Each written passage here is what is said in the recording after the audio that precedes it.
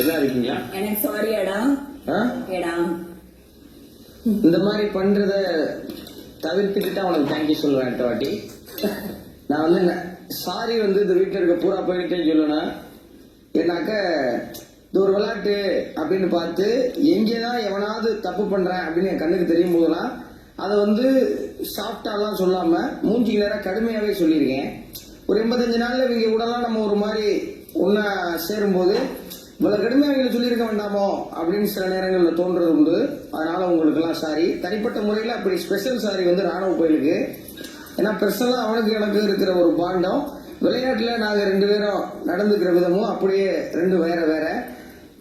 Rayon வந்து பர்சனலா அப்படிங்கிற வார்த்தையை கொண்டு வந்ததுனால அந்த சாரி வந்து ராணுவுக்கு. ஏன்னா அவன் நிறைய இடங்கள்ல நான் பாவம் சங்கடப்படுத்திருக்கேன்.